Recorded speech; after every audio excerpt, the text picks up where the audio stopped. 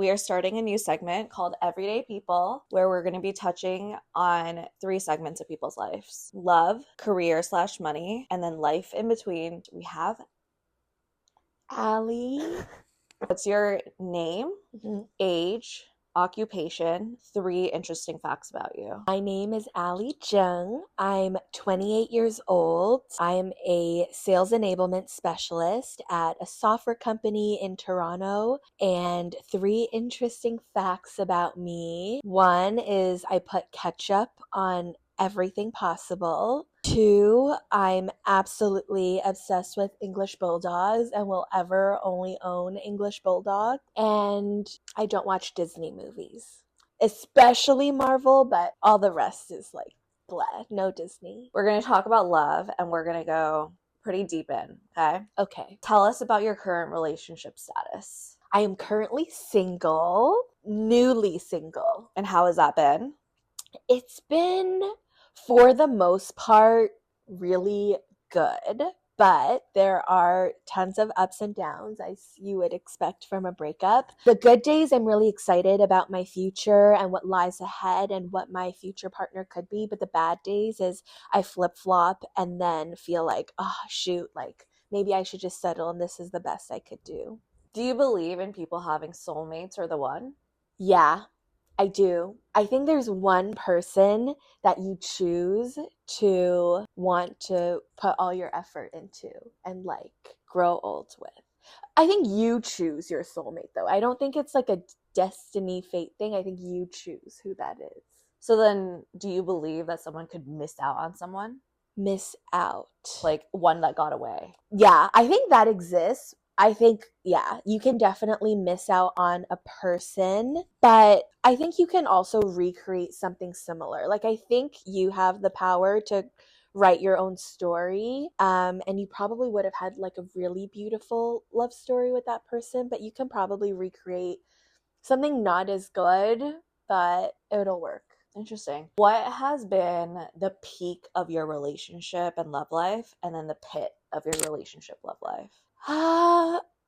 I think the peak was back in 2023 when I decided that was my make or break year with the guy I was dating at the time. And I was thinking, well, the make or break is I'm going to marry him or I'm going to break up with him and leave this year a new person. But the peak was before the downfall of that relationship. I really thought he was the one. I was getting so excited and looking at rings, and that was a peak because I thought, okay, I did it.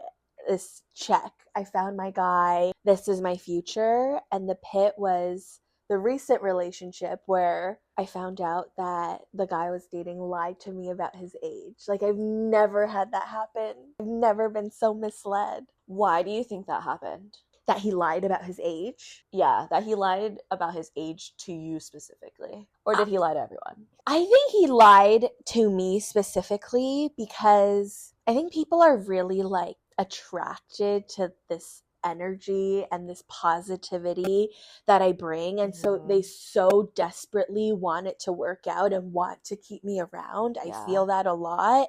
And I think in hopes of keeping me around in any capacity, he lied about his age because he was so worried that I wouldn't be in his life. And what was the age gap? Well, our initial age gap before he lied was 11 years, and he like made such a small lie, but had big impact. He lied about his age by 2 years. So in the end, we're 13 years apart. Which does sound like a lot, actually. 11 versus 13 is like... Yeah. Would you date someone older again? I would, but to add to that though, the fact that like really shakes me to the core is I have a 26-year age gap with my parents, which means this man was an equal distance from my parents to me, and that just feels really icky. But the learning here was I would date someone older. My maximum is maybe like 4 or 5 years older. I cannot go that much older again, but it's something I've always been curious about. Like, I've always been intrigued by older men, and I always thought someone older is my type, and that I would just be with someone much older. But after this experience, I kind of debunked what I thought that, okay, I need someone older. That's what would make me happy. And it wasn't it. There's so many differences when you date someone more than 10 years older. So does age matter? Age matters. Age is not just a number. Age is not just a number. I lived that firsthand. Like, there was such generational differences. What's like an example? The biggest example is how my previous partner and I approach mental health. Like, in the time that I grew up, well, even when I was in high school, it wasn't really like understood and like heavily stigmatized. And only like in my early 20s was the world finally like starting to understand a little bit more. Dating someone that much older was even more like far off, because he had no idea. Like, in his mind, it was like, if you drink water, if you eat well, and you exercise, that's the foolproof way to have good mental health. And fundamentally, we couldn't agree on that. And that's just like one of many, many, many things that like we don't see eye to eye on. And another like silly one is Uber app.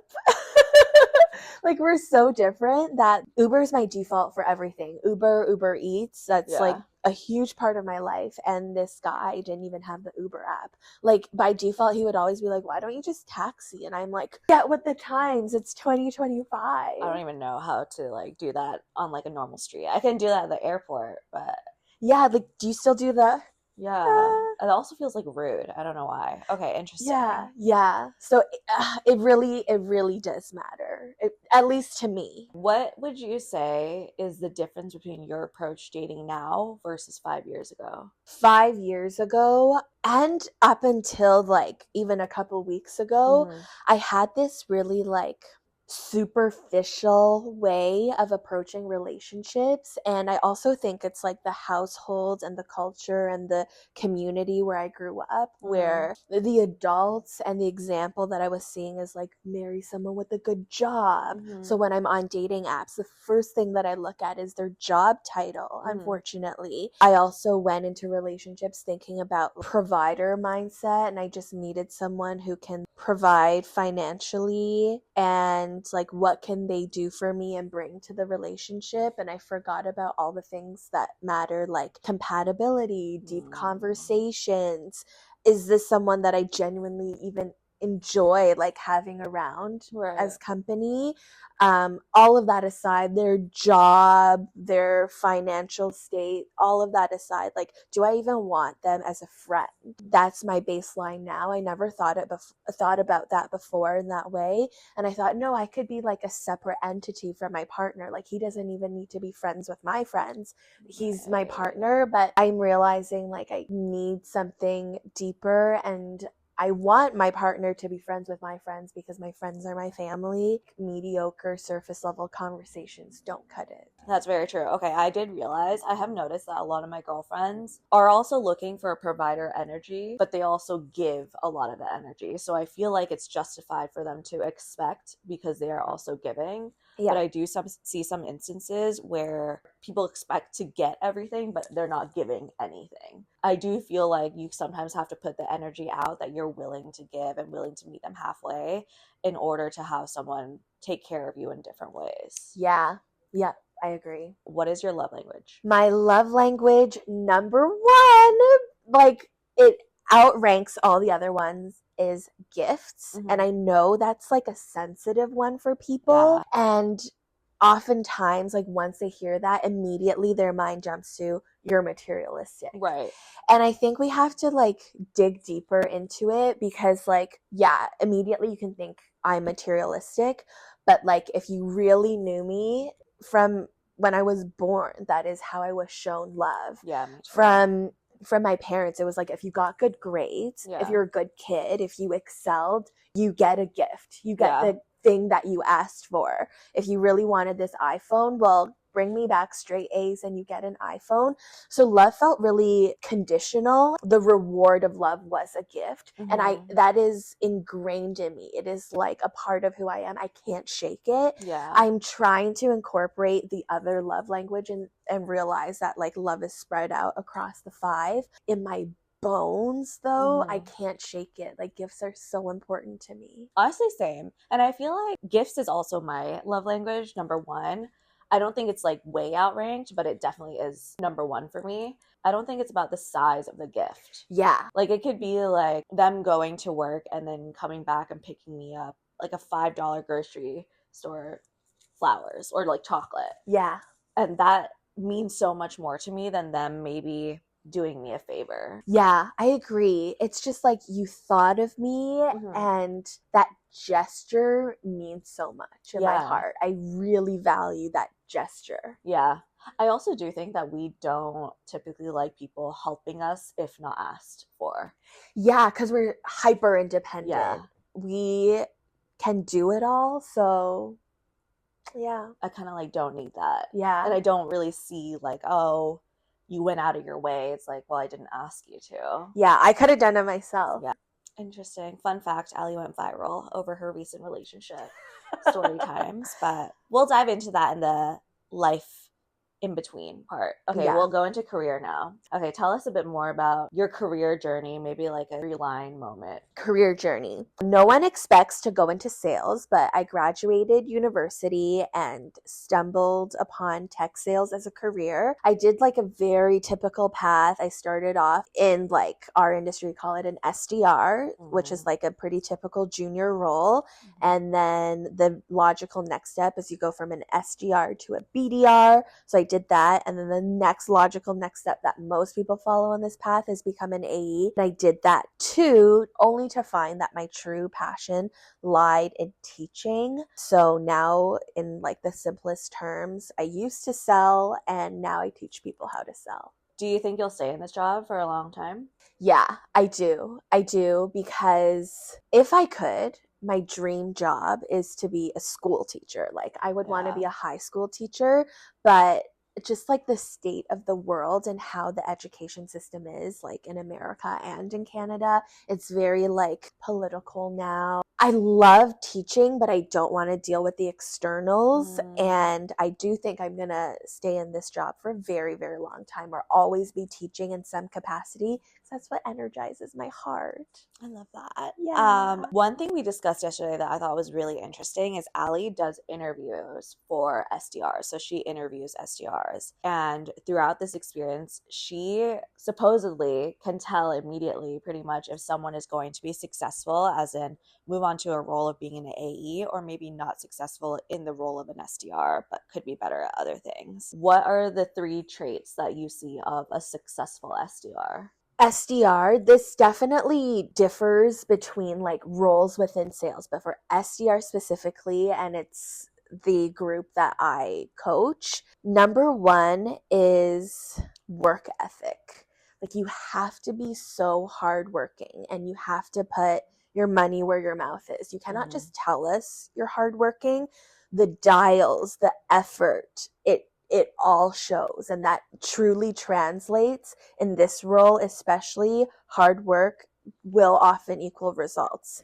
The more calls you make, the more conversations you have, mathematically you will get the results. Yeah. The second thing is ownership. Once new grads come into the workforce, it is not like school where you're protected and there are rules and you operate within the rules. It like life is messy and corporate is messy, and if you always take ownership and take the initiative to do the most and never think, well, I shouldn't be having to do the most, and you just go above and beyond because it is within your nature, you will excel. Yeah. And I think the third piece, coachability. Like you're so new in your role. Again, it's one thing to say that you're coachable, but what are you proving to show that you are? Are you prepared for your coaching sessions? Are you following up? Are you showing examples of how you're growing and learning? Those are the 3 things. I think something from our first company, because Allie and I actually worked at the first company, same exact job program that we learned, and our takeaway is having repeatable processes. And I noticed this because everyone that I've met who is an account executive or was an account executive at our old company also talks about repeatable processes because it was like a machine. And to be honest, when it's a machine, it's efficient. and it was very efficient. Yeah, in that role, you're supposed to be a meeting generating machine. Yeah, that's like your only purpose, really. That's how you're measured on success. Yeah. What is like one key piece of advice that you received from your mentor that has stuck with you, and then maybe one advice that someone gave you and you're kind of like, I don't agree with that? Piece of advice I got from a mentor. Background is he was kind of in like television, radio, like very people facing. And his advice was always put 200% into what you do, whether you're speaking, you're on the phone, you're presenting, because no one will ever fault you for working too hard or being too enthusiastic or too passionate. No one will ever fault you for that. That is never negative. But when you lack energy, you lack charisma, you lack work ethic, if you're lacking in any way, it's so noticeable, but you will never be faulted for being too much. Like, okay, so I'm too passionate about the job, so what? Yeah. So I always love that piece of advice, and I always do things to the extreme because it's always better to be more than to lack, in my opinion. Yeah. And the piece of advice where I'm like, is always seek feedback. And people are always saying, like, always seek feedback. Feedback is feedback. It depends who's giving it. And, like, that's so true. You shouldn't always take it, and it doesn't always resonate. And my thing is, if feedback doesn't resonate, you don't have to be fake and take it. Yeah, I agree. That's when I'm like, I know it's probably a little controversial because people are always like, well, you should always improve and like get feedback. Yeah. No, sometimes I hate feedback. Yeah, and it's also like, if it's coming from someone who doesn't have experience in that, why am I going to take your feedback? I mean, it could be an interesting perspective. Yeah. But it's not something I'm going to iterate my own process to adapt to whatever that feedback is. Yeah, it's not always helpful. And if you think of it from a team perspective, your sales team, well, if the lowest performer is giving you feedback, do you still want that feedback? Right. I always get relationship feedback from people who have been in the worst relationships, but they need to actually have turned that around. Yeah. Like, I totally get that comes with learnings, but you need to have shown me, like, you are now in this great relationship. It doesn't have to be perfect, but if you are still struggling in relationships, I'm like, so why are you giving me advice?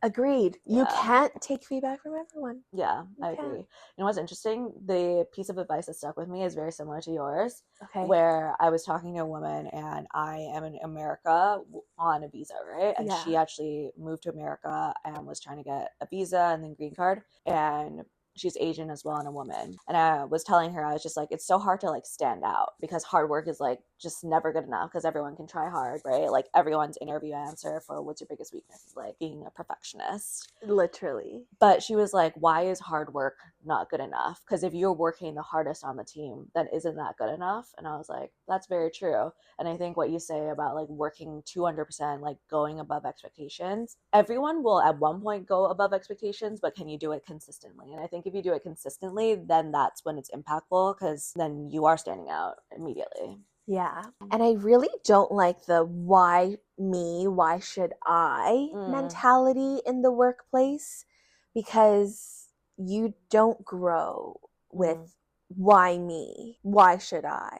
Yeah, like the victim mentality. Yeah. Yeah. I feel like it's an excuse to be lazy, to be honest, sometimes. I think, yes, things happen to you in life, like as it does for everyone. But I think when you exaggerate that and only focus on that instead of thinking like, okay, what can I do? That's when you start spiraling and you're just unproductive. Yeah, exactly. Final question. This is for anyone who's interviewing for SDR, okay? Okay. What are some of your favorite questions, and what is a good answer to those questions? Just like in general about the job? For like if you're interviewing a candidate. The best types of questions to ask is, if you wrote it out, it should not be a one-liner. It should not be one sentence. The best types of questions to ask is kind of long-winded. It's like, I saw this on your website. From what I learned, it looks like you are a leader in the risk space, or you're a leader in education tech. what makes you such a leader? With that in mind, what makes your sales team stand out? And questions are not for the sake of you asking, but it is also an opportunity to show your research, where your mind is at, chance to show off maybe your knowledge of the company. So it's not asking for the sake of asking. It is like, what do you want to demonstrate and say about yourself by asking this question as well? You can provide as much knowledge and context of why you're asking that question too. So I really like a longer question. And what questions do you like to ask SDR candidates? I think really good questions are, show me a time when you weren't doing well and how did you rise above? I like to ask those types of questions, especially in sales, because you really got to ride the lows too. And it's the people that can rise above the lows that do well, where if you just dwell in it, you're just going to sink. Yeah, turn the lows into the biggest highs you've ever had. Yeah, and I need to hear that in a concrete, great example. So that's very telling, and I always want to know. Final category. Okay. Life in between. So I know that you create TikToks. Yes. And you have grown a following over the years. Yeah, a little community. Quite a big community. She'd be getting recognized on the streets in Toronto. What inspired you to start TikTok? I think as a little girl that was obsessed with social media, and I grew up watching YouTubers, and I grew up with like the rise in social media and people posting about their lives, and I always was like, I wish I could be that. And I started my TikTok account at the peak of the pandemic in Toronto during lockdown, early 2021, and I just started that year like, why not me? Why can't it be me? People are just posting about their lives and what they're eating. And I thought, I will never know unless I make one video and just put it out there. And that's when and how I started. What do you think has led to your success on TikTok? Success meaning like people resonating with your videos, going viral at times. Like what has led to that success? You answered this question for me. You've actually observed this, but I think it's the way that I translate my personality on camera. You made the observation, you said, well, sometimes like when a camera is in front of a person, they are not the same. And I truly now take this as a superpower that I can be the same authentic me in life with friends. At work, I am the same me. On camera, I'm the same me. And I just found this true, authentic self and version of myself that I'm consistently always. And I think people really enjoy seeing my personality and the way that it translates even on camera. Because I think it's just very real. Like, oh, you're not going to act like a fake person on camera, and then when I see you in person, I can expect exactly as is. I think that's why a lot of like influencers, their piece of advice is like, you should stay true to yourself. You should be yourself. It doesn't mean like your values. It means like literally personifying who you are, whether that's like monotone or someone who's like super energetic. Yeah, I feel like that's very true. What do you want to happen with your TikTok? Like, what is the end goal? I think the end goal is to keep building this community and keep sharing my story and the nuances of my life so that the women that resonate with any piece of my life feel comfortable with where they're at and seeing an example of being able to overcome these things.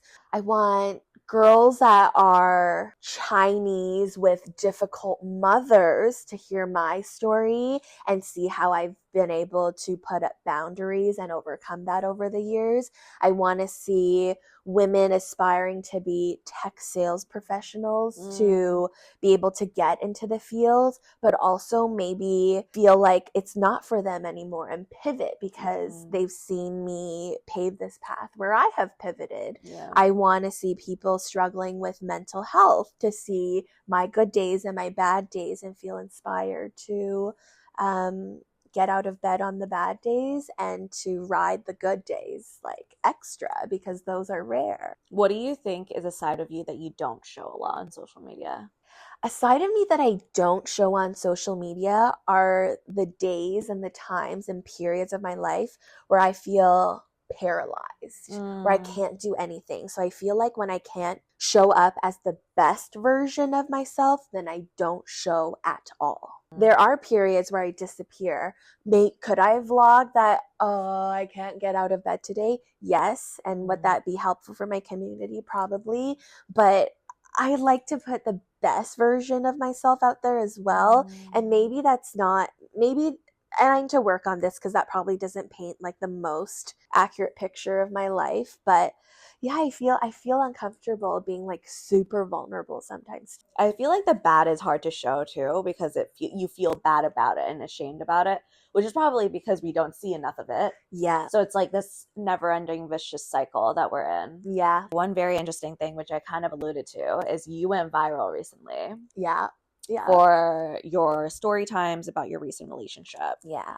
And that came with a lot of backlash. Oh, yeah. How has that been for you? Give us a little bit of context, and then how has that been for you? Yeah, okay. So my most recent relationship, the man who lied about his age and all that, I made a 13-part series telling the story of my relationship month by month of us like meeting. And it was a long distance relationship, so I don't really have that much substance to say. There's only 1 week out of every month that I could talk about, so that's how I structured it. Honestly, to my surprise, the internet was not very happy with the series, with the outcome. I don't think no, I feel like it was predominantly positive, but you saw a lot of negative. Yeah. I think I glazed over the positive and I'm like hyper focused on the negative. So that's the context. The backlash definitely initially got to me because I had such a tight-knit community of people who were so loyal and so kind over the years. So it was such a shock. And well, honestly, the aftermath of it is like me taking the whole series down. That is how initially I dealt with it.